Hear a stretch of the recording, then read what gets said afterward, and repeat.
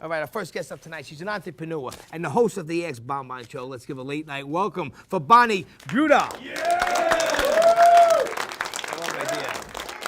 What's going on? Oh, I'm just having a great time. Give yourself a clip over there. Okay, I got this.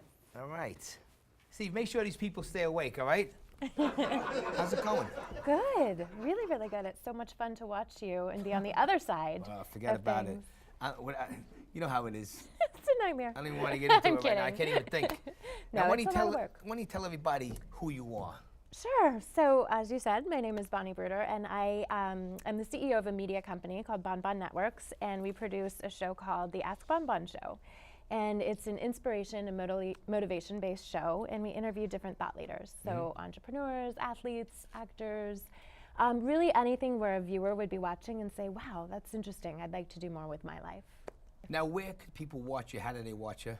So we are a multi-platform show. In New York, we air on M&N's Lifestyle Channel on Monday nights. We're also in Los Angeles, Chicago, Sacramento. We're adding on San Francisco and Phoenix shortly.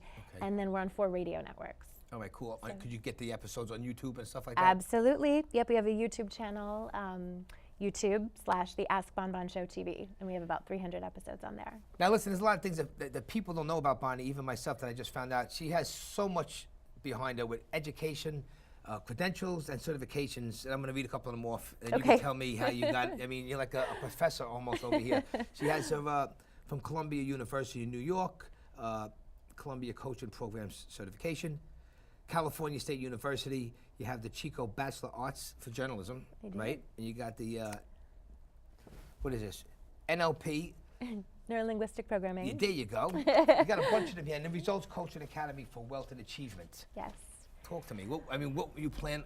What was I planning? What were you planning? I don't know. I didn't really have a master plan. I'm a learner. I was a born learner. I love to learn You're new lucky. things. It's a good gift. Yeah, and my parents made me read when I was bored, and I think that was really helpful. And so most of my career was spent on tour with a lot of the famous motivational speakers. So I worked with Tony Robbins for a very long time, with Harvey McKay, and a few other really big names that people have heard of. And what was great about that is when you weren't on tour, you were off. So you would, be on tour 35 weeks out of the year, and then I'd have 20. And so I always just went to school. I didn't have, anything else to do, so I would go to school. And I love it. I love learning. I love helping people, and really just figuring out how to make your life better. I believe it's how you grow up and how you learn. Because like when I grew up, I went to Catholic school, got left back in 3rd grade, and then in 4th grade, the nuns told my parents, he doesn't belong here. So they got me out. They put me in public school. But I believe you have to be taught early. I mean, I never liked to read.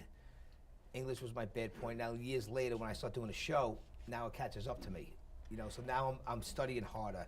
I got to read. Yeah. I can't concentrate as good as I should. But I believe you're never too old to learn. I completely agree. And you know what? I do agree with you. However, for me, I was a little bit like you. I was always told, you're not good at math, and you're not. So like, oh, okay, I'm not. So I'm not going to try hard at that. And it wasn't until I got into the personal development field and I was introduced to Tony Robbins, and he said, your mindset is everything. You can learn. That shifted everything for me, because then I realized, oh, I can go to school. I can go to these great courses just like everybody else. I'm smart enough. So I believe you can, focus on anything and create it. I believe it's the confidence too that the teacher gives you. Yes. There's certain Catholic schools back in the day, they were really strict, and Yeah. if you didn't do what you were supposed to do, you got punished, you got recommended, or Right. you get suspended, or you get detention. So then your parents beat you up, and it makes you more lose confidence in learning. Right. You know what I mean? And the thing with learning is it's a strategy, right? So if traditional learning wasn't great for you, if you didn't really absorb when you sit in a classroom, you can learn other ways to learn new things. And that's, I think, a big difference for people, especially these days. So many kids have, ADD and ADHD, and they're realizing the traditional method doesn't work for everybody. You have to kind of find new ways. And that's why I love all of the certifications that I've learned. They're just kind of different approaches when the regular system isn't working for you. And you got a lot of these actors, say like Henry Winkler, great actor, the Fonz, every blah, blah, blah. Yeah. Henry Winkler, right? Yay, who doesn't love the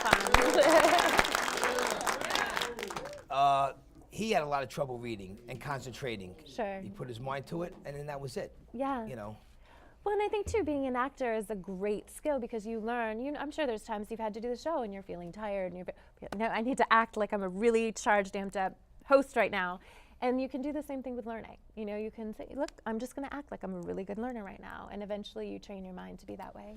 It's crazy. Now, you're also an author of 4 books. I am. All motivational and spiritual, right? They are, yes. Now, how did that come about? So I had a goal of writing my first book, and I worked on that for a while, and then I actually really enjoyed the process. I did it in a very structured way, and I created an outline, and I had my stories kind of in my mind for years, and then once I started writing, it was quite easy. So then I decided I wanted to do a series. I'm not a do it small girl. Everything I do, I'm like, okay, now I got to make it bigger and better. So I wrote the second one. And then the third one actually came about. I had a very odd situation. I was kind of like bamboozled by a psychic. And she was swindling all this money from me, but I wanted to kind of see where it went. So I kept going back and paying her so I could write a story on it. And so that became my third book. And then the fourth one I ghost wrote for somebody else. It was called Fit and Fabulous at 40. And so it was all about, how to be fit and fabulous. And audio tapes as well, right? Yeah. I find audio tapes very, very good. You know, it's so interesting. I love that podcasting is now like the rage because it seems like, for a while everything was video and we don't always have time to sit there, or maybe you're on the subway. But with an audio, you can download it before you go, pop it in your, on your iPod and or on the treadmill. It's great. That works the best for me. I like that. Yeah, I like that too. Yeah, there's some really great podcasts and audios now. Now listen, that's almost your time. Why don't you talk a little about who's this famous cab driver you're always hanging around with? Mr. Ferrari, I love him. So, do you know? Yeah, everybody knows Mr. Ferrari, of course. What's his name now? Say it again. Mr. Ferrari. His name is Manny Anzalata, and he basically has this incredible story. He was driving one day. He was off duty, and he's such a positive person, and he thought, I'm just going to pick up one more person. It's a beautiful Friday or whatever it was, and he ends up picking up Tom Hanks. And as the story goes, I guess Tom Hanks got to his destination and said, well, are you doing anything? Do you want to come in? And he brought him I think it was on a movie set, but it could have been a Broadway play. And he brought him in, and of course, as you do with Mr. Ferrari, you became best friends, and you're texting, and he texted some photos to him, I guess, and they kept in touch. And so somebody else got wind of that, and then he ended up getting on a couple of the major morning shows. He was in Us Magazine, and then the Humans of New York did a story on him. So he just has really created this identity for himself, and he has these videos of all these famous people that he drives. I think you're the one who told me I should get him on the show. You absolutely should. We're actually starting a new segment of our show. Can't say the name yet because we're in a big vote contest, but I'm going to start driving. Actually, we start filming tomorrow. I'm going to drive around with him, and we're going to pick up people. That's good for you. That's film good. it. But I saw a clip. You going to bring that dog with you? Ginger, yeah. Ginger that silly goes dog. everywhere. What's up with that dog? That is the love of my life. I'm just teasing. That is like my heart in a fur coat. That's why I texted him. Ginger's awesome. I told her, I go, there's no dogs allowed in the studio because I thought you might, because what my friend. Oh, we did that on purpose. That was a commercial for the Made in New York campaign that will air in Taxi TV.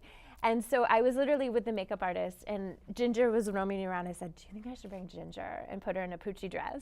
And we were laughing, and then we did it, and it was actually funny. It's very New York. It's very... No, it totally is. Yeah. Ginger's kind of a little bad by her own. She has her own company and her own brand, and she's got a social media following. Really? Oh, yeah. She's her company is called Dirty Dog, and she has a product line. Like, she's a pretty interesting dog. That's sick.